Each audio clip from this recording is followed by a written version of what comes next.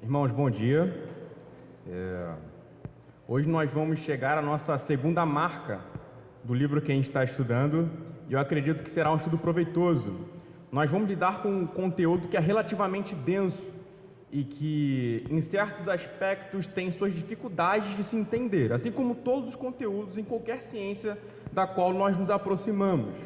Mas eu acredito que se nós conseguirmos explicar bem aqui o conteúdo e termos uma boa interação, que a gente vai conseguir aqui ter um discernimento proveitoso sobre o conteúdo que nós tivermos hoje.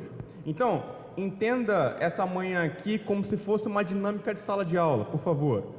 Diante disso, vocês têm toda a liberdade para me interromper ou então de fazer perguntas em qualquer momento que seja. Apesar de que haverá alguns momentos onde eu vou parar para sugerir que vocês possam dizer aquilo que não ficou muito claro, para que então eu possa esclarecer melhor, com maior detalhe, o conteúdo.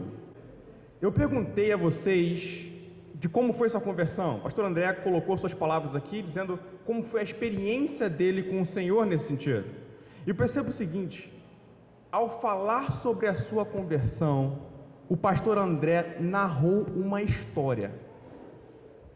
Ele contou uma história do que Deus fez na vida dele e de como ele nasceu de novo, de qual foi o processo que desencadeou a conversão dele. Perceba que na fala dele existem cenários. Qual foi o cenário?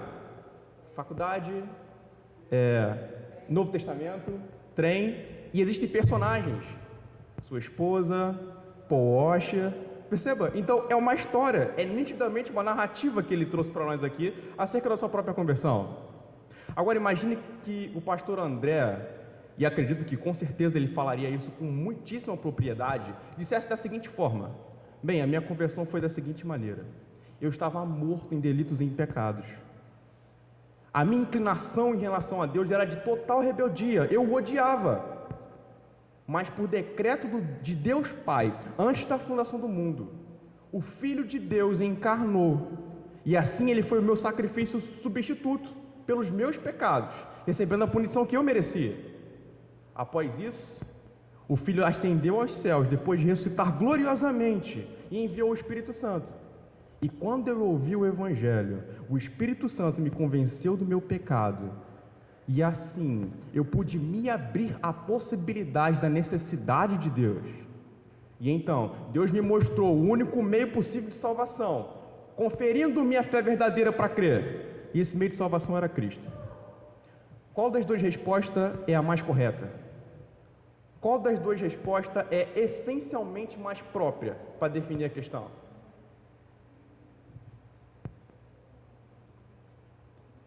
As duas. As duas respostas estão certas. Qual é a diferença então das respostas? É a abordagem.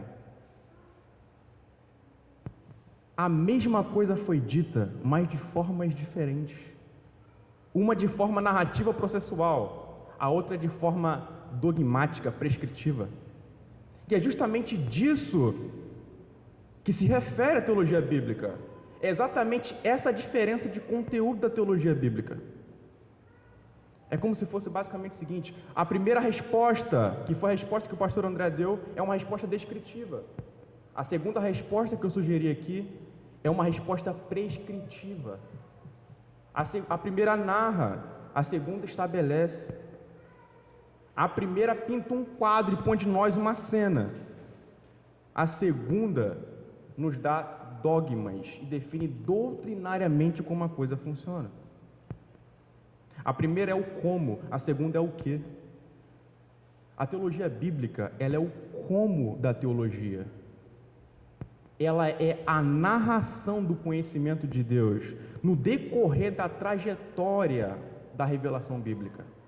A teologia bíblica, ela se preocupa em descrever os atos redentores de Deus, que aconteceram processualmente no decorrer de toda a narrativa bíblica. E à medida que Deus salvava, Deus se revelava.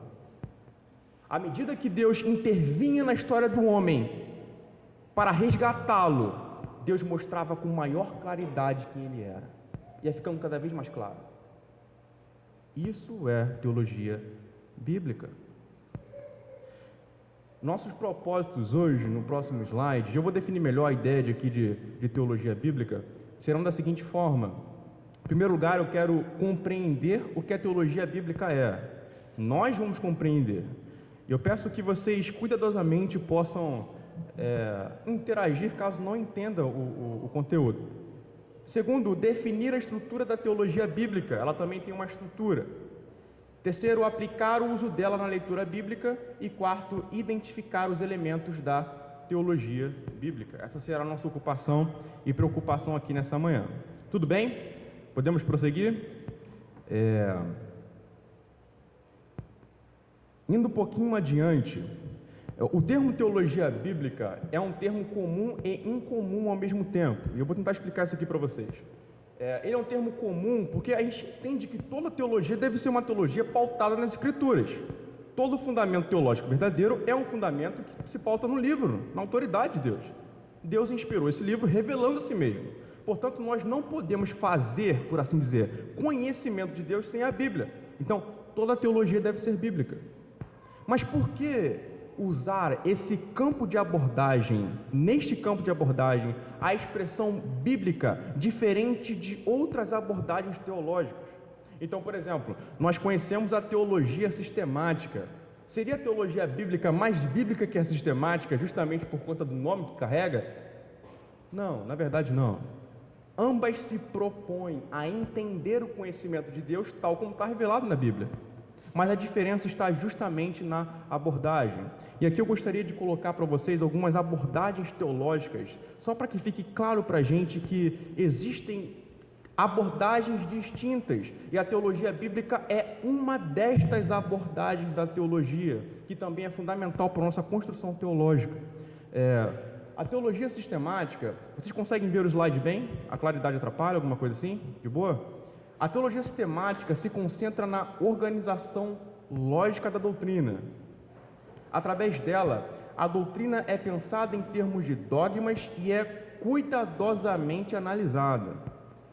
Além disso, a teologia sistemática tem sua organização em tópicos, em temas doutrinários, começando com seu entendimento sobre Deus e tendo seu desfecho no estudo das últimas coisas. Então, a organização lógica da teologia sistemática fica muito evidente ao ela começar com o que seria o pressuposto da teologia, ou seja, o objeto de estudo. Entenda a expressão objeto, por favor, eu não gosto de usar essa expressão, mas talvez didaticamente fique claro. Ou seja, começa com Deus e termina com o final de todas as coisas, com o final de todo o processo de revelação divina. Então vocês veem aí todo um aparato lógico da teologia sistemática. Além disso, ela é organizada em tópicos. Ela tem diversos tópicos. Então começa com a doutrina de Deus, sobre a Trindade, cristologia, escritura, doutrina do pecado, antropologia bíblica e coisas desse tipo. Então, esse seria a abordagem. Essa é a abordagem da teologia sistemática e é uma abordagem muito necessária e muito importante. Um pouquinho mais à frente, nós temos a teologia histórica. E a teologia histórica, ela analisa como determinado período da história da igreja entendia a fé cristã. Então, você tem, por exemplo, a patrística e como eles interpretaram a Bíblia. Como a patrística estudou a Bíblia. E o que seria a patrística? A patrística são aqueles cristãos ali do século IV, do século V. Como eles pensaram sobre a Bíblia à luz dos seus contextos, que desafio eles tiveram e contra qual tipo de heresia eles batalharam, como foi a sua exposição das Escrituras e qual foi a sua produção teológica, no que eles focaram. Mais para frente nós temos, por exemplo, os puritanos, e eles também tiveram as suas ênfases teológicas e as suas formas de pensar doutrina. Então a teologia histórica, ela se preocupa com recortes históricos, para poder observar em como cristãos pensaram a fé em determinado período. Mas não apenas isso, a teologia histórica também está preocupada com o desenvolvimento do parecer doutrinário da igreja no decorrer da sua história. Então, é como se a igreja ela fosse crescendo na compreensão bíblica com o passar do tempo. Certas doutrinas foram melhor esclarecidas e certos erros foram melhor evitados. O próximo ponto que a gente tem aqui é a teologia filosófica. Eu acredito que existem muitos irmãos aqui que gostam muito desse ponto, leem muitos livros sobre esse ponto. Inclusive, nós lidamos com alguns aspectos de teologia filosófica quando nós estudamos propedêutica, e eu acredito que vocês devem lembrar algumas coisinhas sobre isso. A teologia filosófica se concentra no diálogo da teologia com o método filosófico. Diálogo aqui é realmente uma conversa. Deixa eu parar para te ouvir e te dizer algumas coisas. Entenda a teologia pessoalmente nesses termos. Nessa abordagem, a teologia fornece uma alternativa aos principais temas da filosofia. Ou seja, a teologia fornece um fundamento para a epistemologia, metafísica, ética e para a estética, que são coisas que geralmente a filosofia se preocupa em pensar, em escrever sobre e discutir. Com isso, a teologia responde às perguntas da filosofia ao interagir com ela. Jonas Madureira disse algo fantástico naquela live que a nossa igreja esteve em contato com ele, onde a filosofia levanta perguntas que a teologia responde. Eu achei fantástico aquilo. A filosofia ela faz proposições acerca da realidade que apenas a alternativa cristã consegue preencher. Portanto, a teologia filosófica ela se propõe a esse diálogo, dando uma alternativa ao pensamento filosófico que seja o fundamento correto sobre a coisa. Um pouquinho mais para frente, nós temos a teologia pública, e eu acredito que muitos irmãos aqui também são muitíssimo afeiçoados à teologia pública. Nós tivemos contato com ideias de teólogos públicos esse ano. Por exemplo, nós estudamos sobre Francis Schaeffer no começo do ano, e Francis Schaeffer foi um proeminente teólogo público. E muitos irmãos aqui compartilham constantemente as ideias de Pedro Dulce, lê os seus posts, conversam sobre eles, marcam pessoas sobre esses posts, que também é um exemplo muito próprio de teologia pública. E a teologia pública está preocupada com o diálogo diante dos desafios do presente na sociedade, na academia e na cultura como um todo. Então, a teologia pública ela também se propõe ao diálogo, à conversa. No entanto, diante dos desafios do tempo presente, com as questões que são levantadas em termos de sociedade, com o que está sendo processado na academia e assim está reverberando na cultura, ok? A teologia pública ela se preocupa com esse aspecto da teologia. Ela busca ser uma resposta de Deus aos desafios do nosso tempo, promovendo uma diretriz bíblica para a vida pública. Como o cristão se relaciona com a cultura? Como o cristão se relaciona com a sociedade? Qual deve ser a postura cristã na academia? Como o cristão tem uma voz pública nas mídias? São essas perguntas que a teologia pública ela se propõe a responder em diálogo com a sociedade. Agora, por último, nós temos a teologia pastoral também, e é muitíssimo interessante. Eu acredito que alguns irmãos tiveram contato também com algum conteúdo sobre isso, e eu vou dar uma breve explicação sobre o significado de teologia pastoral aqui. A teologia pastoral ocupa-se do cotidiano da igreja, a vivência eclesiástica orgânica, procurando apontar as ovelhas de Cristo para o amadurecimento em sua fé. Ademais, a teologia pastoral ocupa-se em trazer a palavra ao coração e de mostrar em como ela pode ser aplicada nas diferentes dimensões e situações da vida. Os grandes canais da teologia pastoral são a pregação, o aconselhamento, a catequização e a liturgia. A teologia pastoral, ela pega a teologia bíblica, ela pega a teologia sistemática e ela mastiga para o cotidiano e para a vivência da igreja. Ela serve aos interesses particulares da igreja. Quando a membresia está sofrendo, a teologia pastoral, ela deve se valer do conteúdo das Escrituras e conseguir aplicar o que a palavra de Deus diz ao sofrimento. É isso que o Senhor diz sobre o sofrimento. Receba consolo nesse sentido. Ela também pode instruir cristãos em diversas circunstâncias da vida. Pessoas que se casam, por exemplo, pessoas que entram na academia, na faculdade, pessoas que estão com desafios, com seus pecados e não sabem como vencê-lo. A teologia pastoral, ela aplica as verdades da teologia bíblica e da teologia sistemática a essas realidades, para que a igreja possa amadurecer na fé e se desenvolver no conhecimento de Cristo. Isso, a teologia bíblica agora. Mas antes que eu possa entrar aqui na teologia bíblica, é importante que a gente entenda novamente aqui, eu vou frisar, como a gente está lidando aqui com o contexto de sala de aula. Isso aqui não é uma pregação, nem uma palestra. É importante repetições constantes. Então, a grande diferença aqui da teologia bíblica para essas formas de teologia é a abordagem.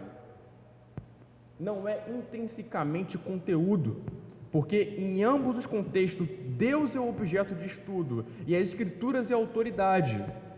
A questão é apenas a abordagem, o que se visa, qual é o objetivo final por meio desses fazeres teológicos. Aqui tem uma fala do Gerhardus Voss. Quem foi Gerhardus Voss? Ele foi um dos pioneiros, por assim dizer, em pensar em escrever sobre teologia bíblica. Ele escreveu inclusive um manual sobre teologia bíblica que é muito, muito profundo e muito difícil de ler. Mas depois procure esse livro porque vale a pena investir uma leitura desse livro do Gerhardus Voss. Muitos teólogos, como um teólogo chamado John Murray, que foi muito expressivo no século passado, dizia que Gerhardus Voss foi um dos maiores intérpretes da Bíblia do tempo dele. Ou seja, o cara é grande, sabe? Ele pode falar o que ele fala. Em geral, ele propõe um outro nome para a abordagem teológica da teologia bíblica, para o conteúdo que a gente está lidando. E aqui que é interessante.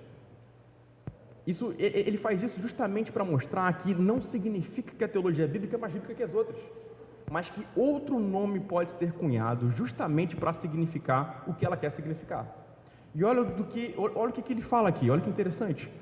Por todas essas razões, o nome História da Revelação Especial é muito mais preferível para o contexto da abordagem que nós estamos falando aqui, do que teologia bíblica. Essa nomenclatura expressa com precisão e de uma maneira totalmente aceitável o que a nossa ciência se propõe a ser. Contudo, é difícil deixar de usar um nome que já se consagrou pelo uso. Então, o nome do livro dele é Teologia Bíblica. Mas por que o nome é esse? Porque é o conhecido da coisa, sabe? As pessoas lidam com esse aspecto da teologia com esse nome, então ele não poderia mudar. Mas ele crê que o nome História da Revelação Especial seja mais apropriado para se referir a esse objeto de estudo. Que a revelação especial, como é colocada ali, ela é expressa nas Escrituras. Deus se revela além das Escrituras, certo? Na natureza ou também no conhecimento inato que o homem tem. E que seria esse conhecimento inato? Tá vendo? A gente está falando de teologia sistemática já. Mas o que seria esse conhecimento inato? É justamente a consciência do homem que tem um certo senso de Deus, um certo senso de lei. Isso é o conhecimento inato. Mas a revelação especial não está nem no campo de revelação da natureza, nem na consciência, mas é justamente a palavra de Deus dada para nós por homens inspirados por Deus a nós. É a revelação especial, por exemplo, que contém coisas que as demais revelações não têm. As demais revelações nos dão um senso de Deus, mas não diz para nós quem Deus é ou como Ele é. As outras revelações, por exemplo, não nos podem dar um conhecimento salvífico de salvação, mas a Bíblia traz para a gente como nós podemos ser salvos. E através da pregação muitas pessoas são salvas também. Agora, por que usar a expressão História da Revelação Especial? Justamente por conta da abordagem. A teologia bíblica é uma história. E eu acho que isso que é muito interessante, isso que é muito fabuloso. Eu amo histórias. Eu creio que vocês amam também. Mas só que a teologia bíblica, ela está preocupada em descrever Deus em atuação. Não que você não pode entender dogmas ou doutrinas sobre Deus nesse sentido, mas está preocupada em ver, em observar, em analisar os atos sucessivos de Deus no decorrer da história. E isso ensina muito sobre Ele. Muito sobre Ele. Eu vou ler o próximo trecho aqui, então eu vou dar mais explicações para vocês sobre isso. A teologia bíblica é a disciplina que estrutura a mensagem dos livros da Bíblia em seu ambiente formativo histórico. A teologia bíblica é primariamente uma disciplina descritiva, cuja abrangência não busca primeiramente o significado final dos ensinos da Bíblia ou sua relevância para os dias atuais, uma tarefa que cabe à teologia sistemática. A tarefa da teologia bíblica é expor a teologia encontrada na Bíblia em seu contexto histórico. O propósito óbvio da Bíblia e aqui, garrafais aqui, contar a história a respeito de Deus e de seus atos na história para a salvação da humanidade. Contar a história dos atos de Deus, contar em como Deus fez, em como Deus agiu. Quando Deus intentou se revelar para nós, Ele não pegou um livro gigante, ou volumes e volumes de livros gigantes, e eu tenho medo de livros gigantes, Quando eu vejo volumes e volumes de livro, eu falo, meu Deus, eu não sei se eu consigo encarar um negócio desse. Mas Deus não pegou livros gigantes e colocou aqui na nossa frente e disse, isso é tudo que você tem a saber sobre mim. Me conheça aqui, leia tudo isso e você vai saber muitas coisas sobre mim. Você vai saber tudo, porque eu sou imenso, eu sou glorioso, grande, e você não pode me conhecer de forma exaustiva. Deus não se deu a conhecer dessa forma. Sabe como é que ele se revelou? Interagindo com a história. Eu acho isso fantástico. Isso é razão para nós adorarmos, porque ele é um Deus pessoal. Como é que as pessoas conhecem você? Como me conhecem? Conforme a gente convive. E é processual, certo? Leva tempo. Não é algo que é dado de uma vez só. Quando eu estabeleci amizade com algumas pessoas aqui, ou com muitas pessoas aqui, não foi algo como, oi, eu sou Adonis e você já sabe tudo sobre mim. Pelo contrário, a gente conviveu durante muito tempo, durante meses, durante anos e coisas assim. E é interessante que às vezes só depois de muitos anos que você conhece certos aspectos da vida dessa pessoa. Só depois de muitos anos de convivência, às vezes 5, 6, 7, 8, 10 anos de convivência, que você vai notar as coisas mais terríveis sobre ela, como também as maiores virtudes. Deus, por ser pessoal, ele também se revela na interação. Ele também se revela na comunicação de si mesmo, processualmente, conforme ele se relaciona com a história. É assim. É assim que Deus se dá a conhecer. Um pouquinho mais à frente, e agora nós vamos entrar também em um outro desdobramento aqui da teologia bíblica, que é o seguinte: a teologia bíblica permite mapear a unidade da Bíblia examinando a sua mensagem como um todo. E aí está o nome desse carinha aqui que eu não vou usar para pronunciar, que pode dar errado. Mas é interessante isso aqui, porque a Bíblia é uma narrativa, mas não narrativas desconexas. A gente entende que existem narrativas distintas. A narrativa de Gênesis não é a narrativa de 1 Samuel ou de Reis, apesar de 1 Samuel e Reis terem narrativas em comuns. Mas a Bíblia contém diversas narrativas, mas com um único enredo. Essas narrativas compõem um todo e elas estão interligadas e interconectadas por diversas razões. Deus conduziu o processo histórico para que ele pudesse tornar mais conhecido. Em primeiro lugar, por isso. Depois, porque essa história é a história do povo de Deus. Por isso é uma história totalmente interligada, interconectada. São histórias que têm unidade, que têm harmonia entre si mesmas. Elas não se contradizem. Então você não vai ver, por exemplo, colocando nesses termos aqui, 1 Samuel discordando da teologia de Juízes. Por quê? Porque existe uma unidade, uma interligação entre elas. Deus conduziu o processo de revelação. Por isso, toda a impressão da revelação são impressões divinas, de Deus se dando a conhecer. O que é interessante de pensar nesse aspecto totalizante da teologia bíblica? É como se fosse o seguinte: vocês sabem o que é planta baixa? Ou já estiveram com um mapa na mão, assim? Já viu um mapa de shopping? Alguns shoppings têm isso. Você entra no shopping assim, você tem a planta baixa dele ali, onde você tem todas as não sei usar a expressão, mas todas as lojas ali, todas as coisas bem descritas ali. Mas apesar de haver detalhes, de haver partes em todo, você sabe que existem partes ali, mas você está olhando para o todo. A teologia bíblica se propõe a fazer justamente isso, a ter uma vista de cima da coisa, a olhar por cima do campo de revelação e assim determinar o seu conteúdo. Vamos continuar então mais um pouquinho, e agora eu quero trabalhar com vocês em termos de estrutura. E eu gostaria de agradecer a nossa irmã Pamela Firmo, que ela me ajudou a fazer esse gráfico aqui, ok? Muito obrigado. Mas eu queria perguntar a vocês se vocês conseguem ler o que está ali. Conseguem ler? Tudo bem? Então vamos lá. Acompanhem comigo em Romanos capítulo 1, por favor, e a gente vai falar um pouquinho da estrutura da teologia bíblica. Perdão, vamos do verso 1 mesmo, do verso 1 ao versículo 3. Paulo, servo de Cristo Jesus, chamado para ser apóstolo, separado para o Evangelho de Deus, que ele no passado prometeu por meio dos seus profetas nas Sagradas Escrituras. Este Evangelho diz respeito ao seu Filho, o qual, segundo a carne, veio da descendência de Davi, e foi designado Filho de Deus com poder. Ok. Vocês percebem uma relação intercambiada dos elementos principais desse texto aqui? E é justamente o que está ali. Você tem uma relação maior, que é a primeira menção que o apóstolo Paulo faz aqui, que é a revelação escritura, que contém as promessas. Então ele fala de promessas, certo? Das escrituras que contêm promessas divinas. Qual é o conteúdo dessa promessa? Ao que ela aponta? Ela aponta para uma mensagem. E qual é essa mensagem? Ali você vê no círculo, depois do círculo maior, é a mensagem evangelho. E qual é o núcleo fundamental, o núcleo principal dessa mensagem? É Jesus Cristo. Essa é a estrutura que a própria Bíblia propõe para a gente entender teologia bíblica. Ou seja, promessas do Antigo Testamento, apontando para o Evangelho, cujo núcleo de revelação é Jesus. O núcleo de prioridade, o núcleo de apontamento é sobre Jesus Cristo. Mas esses dois ciclos anteriores não podem ser ignorados. Ou seja, Deus conduziu o processo da revelação de todo o Antigo Testamento por meio de promessas, para que então ele desse a conhecer o seu Evangelho, que contém uma pessoa como seu centro, que é Jesus. Essa é uma das estruturas que a própria Bíblia propõe para a gente entender a grande narrativa de Deus.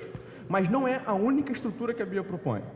Efésios 1, por exemplo, é uma estrutura de teologia bíblica, mas eu não vou poder salientá-la aqui, porque eu acho que demoraria muito tempo para analisar esse texto. Esse texto é tão rico que a gente não pode passar rápido por ele. Seria um pecado pegar esse texto e passar rápido por ele.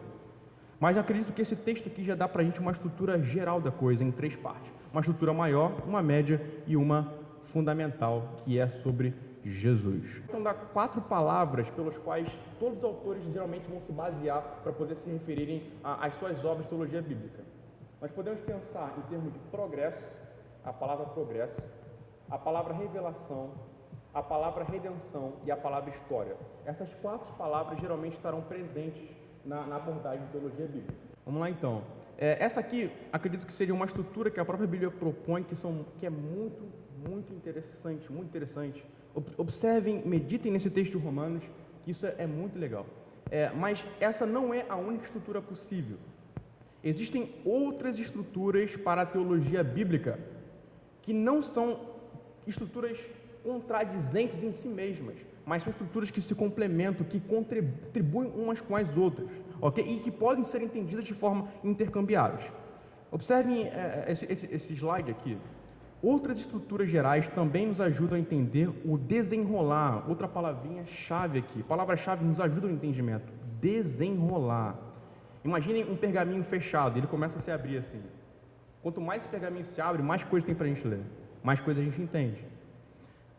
Desenrolar da história divina nas Escrituras, com a própria noção de criação, queda, redenção e consumação. E é válido salientar que esse esquema é mais uma história que um conceito. Há uma clara delimitação de início, meio e fim nesse esquema. Ele pode ser corretamente entendido como tópicos da história da humanidade. Em geral, nós pegamos o conceito de criação, queda, redenção e consumação para formular uma visão de mundo pelo qual a gente compreenda as coisas. Isso está certo? Ok, está certo. Mas precisa ser anteriormente entendido como uma narrativa, como uma história. E estes como os tópicos que delimitam essa história. Eu poderia aqui narrar para vocês criação, queda e redenção e consumação ao longo das Escrituras, mas tomaria muito tempo para nós fazer isso aqui. Mas entendam isso como uma história antes de entender como um conceito. E após entender como uma história, usem como conceito e apliquem esse conceito.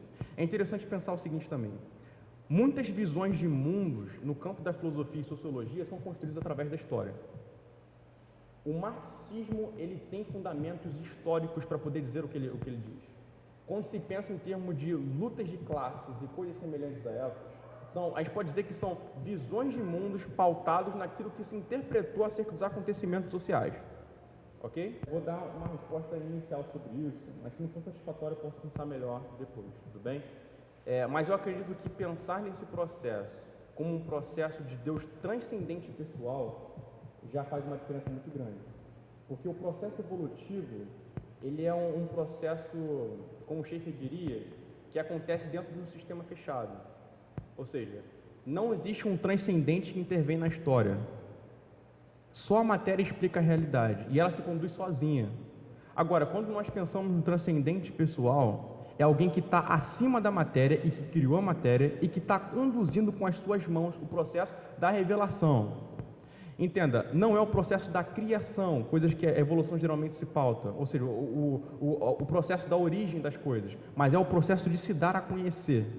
Então, entender transcendência e pessoalidade, um Deus acima de tudo que está envolvido com a sua criação, e também entender o fato de que não se trata da origem das coisas, mas sim do processo de se dar a conhecer por meio de atos redentores, talvez consiga nos tirar dessas visões equivocadas do historicismo, do evolucionismo e coisas assim. O historicismo é uma tentativa de absolutizar a história como um modo de explicar a realidade. Nós explicamos a realidade não pela história. Nós explicamos a realidade pela revelação que se dá na história. Percebe a diferença? Nós explicamos a realidade pela intervenção de Deus na história e não pela história em si mesma. Isso muda totalmente a coisa. A nossa fonte de conhecimento são os atos de Deus, e são os atos e falas de Deus. Eu vou usar uma expressão aqui, talvez de um modo um pouco antes da hora, de como nós podemos definir teologia bíblica. Teologia bíblica é aquilo que Van Hooser chamava de teodrama. É basicamente isso. São os atos e falas de Deus no decorrer do processo da revelação. Isso é teologia bíblica. Isso é fantástico, fantástico. Parece um conteúdo intelectual, não parece? Parece aquele tipo de conteúdo que a gente aprende com a mente apenas. Mas, cara, estuda com cuidado isso, porque isso aquece o coração. Enche a gente de adoração, pensar em como Deus conduziu todo esse processo e o que Ele tentava com isso. Mas vamos pensar mais um pouquinho. Indo um pouquinho mais adiante, então, nós pensamos na estrutura de Romanos 1, pensamos na estrutura de criação, queda e redenção como uma história antes de ser um conceito, e tem esse aspecto aqui também, que é a noção de reino, noção de reino. Também é uma estrutura importante para a gente entender o desenrolar da revelação. E eu vou ler aqui e acredito que vai ficar claro para nós. A noção de reino também é um tema importante para a história bíblica. Desde o início das Escrituras, Deus outorga um domínio ao homem subordinado ao seu próprio reino. Então vocês devem lembrar que Deus em Gênesis 1, versículo 26 e 27, também no capítulo 2, diz o homem o seguinte, olha só, domine sobre a terra e sujeite ela, multiplique-se. Deus está dando para o homem ali um reinado, a expressão domínio é uma expressão de reinado. Olha só, você representando o meu reinado vai organizar, conduzir e administrar o mundo que eu fiz. Então o reinado começa ali. Mas pós-queda, esse reino é prejudicado profundamente. Mas esse tema reino é constantemente repetido nas Escrituras. A gente vê, por exemplo, em 1 e 2 Samuel e 1 e 2 Reis, por consequência da queda, o que seria o fracasso do reino de Deus entre os homens. O fracasso dos homens representando o reino de Deus nessa terra. Vocês já leram Reis, ou 1 e 2 Samuel? É terrível, gente. É muito triste 1 e 2 Samuel. E também 1 e 2 Reis. Por mais que existam algumas histórias belíssimas de Josafá, de Ezequias, de alguns homens assim, ou de Josias, por exemplo, a maioria dos reis de Israel constantemente estão caindo em idolatria. Constantemente estão ultrajando o nome do Senhor e se desviando dele. Então, o Antigo Testamento, o processo da revelação no Antigo Testamento descreve um reino que está falhando. Mas ele não apenas descreve um reino que está falhando, mas aponta para um reino que vence. Isso é muito interessante. A gente tem, por exemplo, o Salmo de número 2. E aqui está a promessa de restauração desse reino. Salmo de número 2. Proclamarei o decreto do Senhor, tu és o meu filho, eu hoje te gerei. Pede-me e te darei as nações por herança, e as extremidades da terra por tua possessão. Esse texto do Salmo 2 está proclamando o reinado de Messias sobre tudo. E nós temos Daniel 7. Daniel 7 é belíssimo. Leiam em oração esse trecho de Daniel 7. Esse texto vai falar justamente sobre o reinado de Messias, revelando com uma clareza maior que os Salmos ainda, com uma glória ainda mais peculiar acerca do reinado de Jesus. E fala acerca de um reinado que ia subverter, ia superar todos os demais reinos da terra, e é o reinado de Jesus. E no Novo Testamento, principalmente em textos como Apocalipse 5, que é um texto totalmente escatológico, fala acerca do estabelecimento final e consumatório desse reino, que é Jesus chegando em poder e todas as coisas já debaixo dos seus pés, e os homens adorando a Cristo por seu domínio, adorando a Cristo por ter o seu cetro sobre todas as coisas. Então, percebe como essas coisas se estendem do começo ao final das Escrituras? Se desenvolve, se desenrola, tem um processo. Um reino que Deus deu ao homem, o homem cai, o reino falha. Cristo restaura esse reino, Cristo reassume o reino e o estabelece de modo glorioso para todo sempre. Essa é a noção de reinado da teologia bíblica, que é muito própria para poder entender o texto bíblico e esse tema. Existe mais alguma coisa sobre estrutura? Beleza, a gente tem agora elementos doutrinários importantes. São agora 10 e 12. A gente vai entrar num outro tomo que a gente vai desenvolver. A gente tem mais 2 pontos para poder desenvolver, esse e mais um. Vamos orar ao Senhor então, a gente vai para o nosso intervalo e depois a gente continua com a nossa aula.